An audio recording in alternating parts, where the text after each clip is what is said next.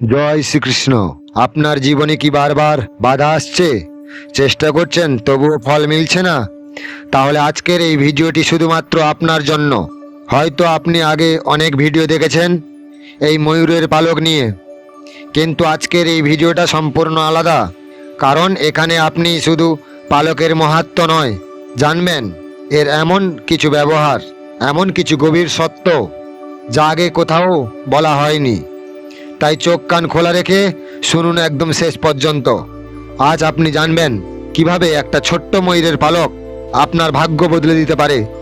এই ভিডিওর শেষে আপনি এমন এক গোপন কথা জানবেন যা বহু মানুষ জানেন না, আর সেটাই হতে পারে আপনার জীবনের টার্নিং পয়েন্ট। তাই বলবো মনোযোগ দিয়ে দেখুন শেষ পর্যন্ত ভিডিওটা। ভগবান শ্রীকৃষ্ণের কপালে আমরা দেখি একটি ময়ূরের পালক। এটা শুধু সৌন্দর্যের জন্য নয়, এই পালকটি জ্ঞানের, শক্তির ও পবিত্রতার প্রতীক। শ্রীকৃষ্ণ বলেছেন যে নিজের কর্তব্য পালন করে সেই প্রকৃত ভক্ত।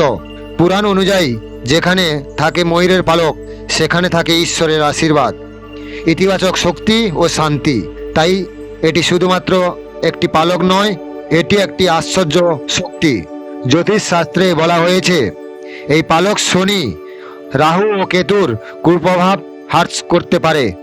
যাদের কুষ্ঠিতে কালসর্প যোগ বা গ্রহের বাধা আছে তাদের জন্য এটি আশীর্বাদী স্বরূপ।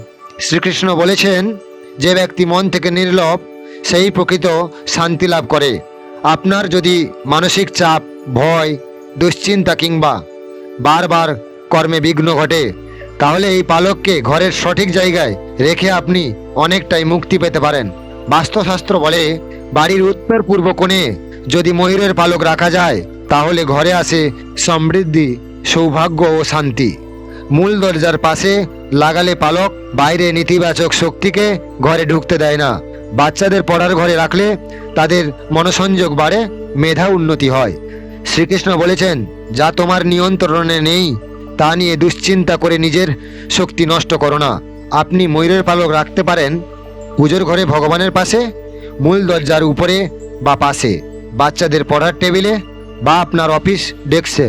পালক রাখার সময় মনে মনে বলবেন, হে কেশব, হে মাধব, এই পালকে যেন থাকে তোমার আশীর্বাদ।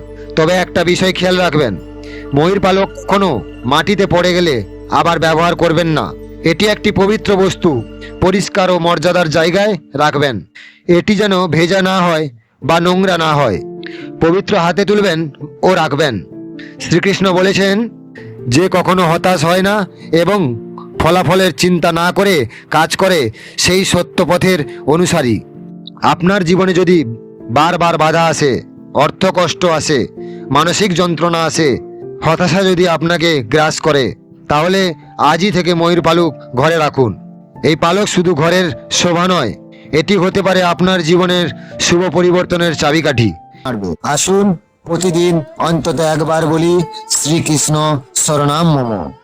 এই ভিডিওটি যদি আপনার ভালো লেগে থাকে তাহলে লাইক করুন, শেয়ার করুন এবং আমাদের চ্যানেলটি ডেলি রাশিবার্তা সাবস্ক্রাইবার করুন। আপনার প্রতি রইল শুভকামনা। ওম শান্তি শান্তি শান্তি।